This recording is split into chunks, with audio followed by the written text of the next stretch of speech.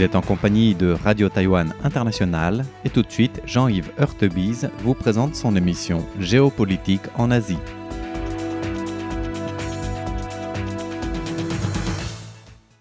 Chers auditeurs de Radio Taïwan International, bonjour pour ce nouveau podcast de notre émission Géopolitique en Asie. Nous allons revenir sur un événement qui s'est produit début avril et qui concerne les relations entre Taïwan et la Chine. Donc nous voulons bien entendu parler de la visite entre le 7 et le 12 avril de la présidente du Kuomintang, Cheng Li-wen, qui s'est rendue à l'invitation du gouvernement chinois en Chine. Alors le périple ou la visite a eu plusieurs étapes avec certains moments symboliques. Par exemple, le matin du 8 avril, Chen s'est rendue au mausolée de Sun Yat-sen à Nankin, où elle a évoqué les 115 ans de la République de Chine. Donc on sait que Nanjing, c'est un endroit extrêmement important pour la République de Chine quand elle était en Chine, c'est-à-dire entre le moment de sa création et la fin de la Deuxième Guerre mondiale. Ensuite, le 9 avril, la délégation taïwanaise a visité le constructeur d'avions chinois Comac et le président de ce constructeur chinois d'avions, Redongfang, il a déclaré que le C-19, il aimerait que le C-19 puisse un jour voler jusqu'à Taïwan. Alors, le C-919, c'est un avion qui est fait en Chine, avec la plupart, sinon la majorité de ses composants européens ou américains, mais pour voler à l'étranger, pour voler, il doit avoir une agrémentation internationale. Pour l'instant, il est possible évidemment de voler en Chine, il peut effectuer des vols, mais il doit demander une agrémentation internationale pour voler dans les autres territoires. Donc ça, c'est un enjeu aussi lié au rapport entre la Chine et l'Europe. Ensuite, le matin du 10 avril, donc la dirigeante du Kuomintang, elle a rencontré Xi Jinping, c'est un peu la clé de cette visite, au palais de l'Assemblée du peuple à Pékin. Et donc Xi a déclaré à ce moment-là, donc Xi Jinping, le dirigeant chinois, il a déclaré donc à Cheng que les compatriotes des deux côtés du détroit appartiennent à la nation chinoise et que les relations entre les deux rives du détroit devaient être fermement entre les mains du peuple chinois. Alors évidemment, ça fait partie, on va dire, de la rhétorique, ou sinon même de la propagande chinoise, de parler de compatriotes et de définir le détroit comme quelque chose qui, en fait, à la fois unit et sépare une nation chinoise. Donc ici, cette nation chinoise, c'est une entité, en fait, symbolique. C'est pas une entité politique, puisque les deux côtés du détroit sont séparés politiquement, par d'un côté la République populaire de Chine et sa constitution, et de l'autre la République de Chine et sa constitution. Donc Cheng, de son côté, elle a proposé que Taïwan et la Chine continentale œuvrent ensemble, donc j'énumère, pour la préservation de l'histoire et la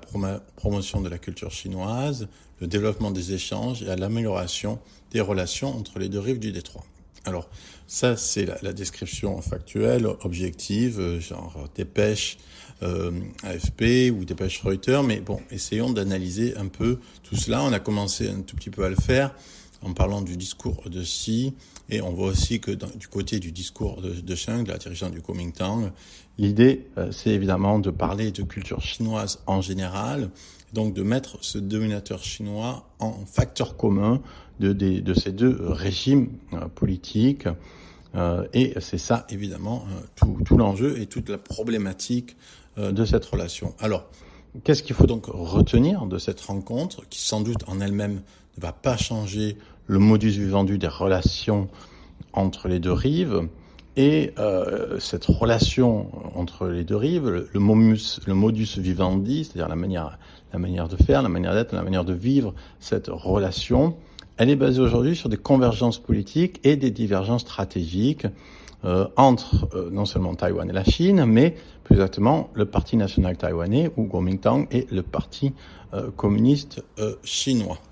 Donc alors tout d'abord, la rencontre, il faut comprendre que la rencontre elle-même n'aurait pas pu avoir lieu si elle ne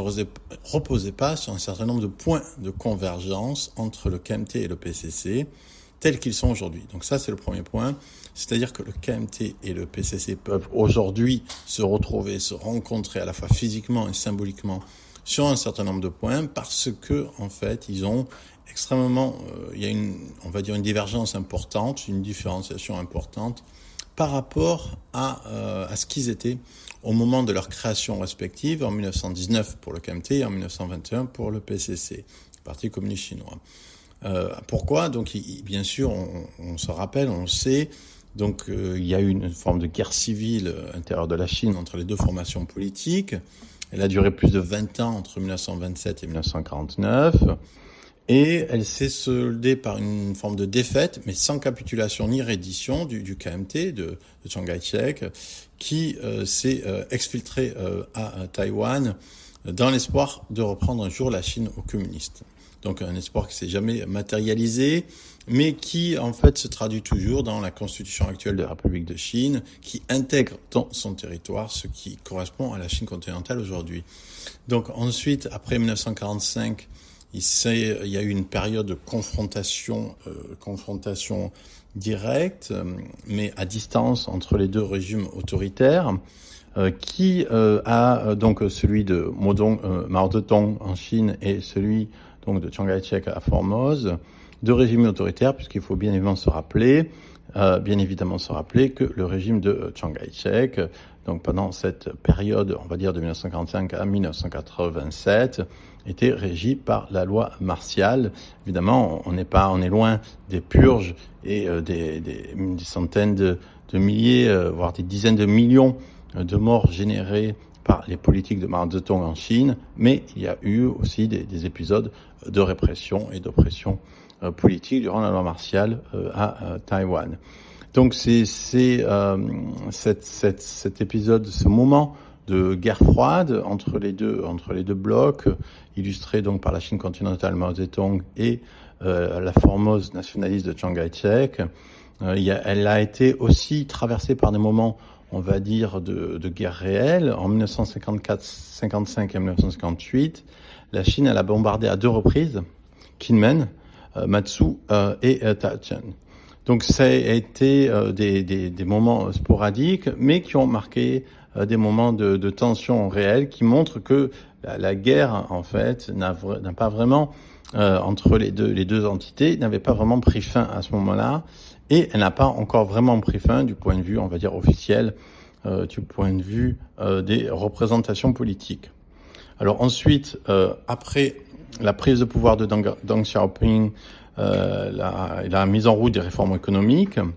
la Chine a changé sa position relativement et a adopté on va dire, une perspective moins guerrière. Donc le comité permanent du parti a publié à ce moment-là, donc 1978, 1979, un message aux compatriotes à Taïwan qui, en fait, substitue à l'objectif maoïste de libération militaire, qui était, on va dire, la manière dont le rapport à Taïwan était énoncé, celui de réunification pacifique, un pays, 2 systèmes. Donc ça, c'est la manière dont Deng Xiaoping a défini le rapport entre les deux rives pour se substituer à l'idée de libération militaire. Et à ce moment-là, durant cette période-là du régime. Ensuite de cette relative ouverture a été à ce moment-là reçue avec une certaine froideur du côté de Formose, puisque Deng Xiaoping, à ce moment-là, le régime Deng Xiaoping a établi une proposition de ce qu'on appelle les 3 liaisons, qui visait à ouvrir les liens commerciaux, postaux et de transport entre la Chine continentale et Taïwan, ce à quoi le président, donc le fils du président Chiang Kai-shek, donc Chiang Ching-kuo, a répondu en 1919 par la fameuse politique des 3 non, aucun contact, aucune négociation et aucun compromis. Donc ça c'était en 1979 la position du KMT par rapport à la Chine, aucun contact, aucune négociation, aucun compromis. Donc on voit que aujourd'hui, le fait que la dirigeante du KMT se rende en Chine, fasse cette visite et place cette visite sous le signe de la paix en opposition, parce qu'en ce moment c'est un parti d'opposition en opposition avec le parti présidentiel, donc du Parti démocratique progressiste de Taïwan, gouverné donc par la Chine-2, c'est parce que, évidemment, il y a un changement radical d'opposition, et ce changement de radical d'opposition, il concerne surtout le KMT, c'est-à-dire que aujourd'hui, on a presque une inversion, où c'est finalement un peu le DPP qui serait dans la position qui était celle de Chiang Ching-kuo, aucun contact, aucune négociation, aucun compromis, et ensemble, il semblerait que c'est le KMT aujourd'hui qui, au lieu de la position des 3 non, qui était celle du KMT en 1979, est passé à une position des 3 oui, oui pour le contact, oui pour les négociations, et voire oui pour les compromis. Or, en face, en fait, la position du PCC est restée pratiquement sur la même ligne, à ceci près que la politique d'un pays de système qui était promue par Deng Xiaoping a un peu rétrogradé dans la perspective chinoise par rapport à Taïwan, à cause évidemment de la manière dont a été géré le cas de Hong Kong, et la notion d'un pays de système ne trompe plus personne aujourd'hui. Et aussi, alors que Deng Xiaoping a affirmé, énoncé l'idée de réunification pacifique, en fait, ce thème de réunification pacifique, il est sujet à fluctuation, et on sait que la notion de pacifique a été enlevée récemment de la manière, on va dire, de la manière dont la Chine définit sa stratégie par rapport à Taïwan. Il est fluctuant, ce terme, parfois il apparaît pas, mais en tout cas, ce qui est sûr, c'est que depuis que la présidence Xi Jinping a repris en main les affaires militaires, à grand renfort de purge, la perspective pacifique est une parmi d'autres options possibles. Or, il est évident, donc on continuera ensuite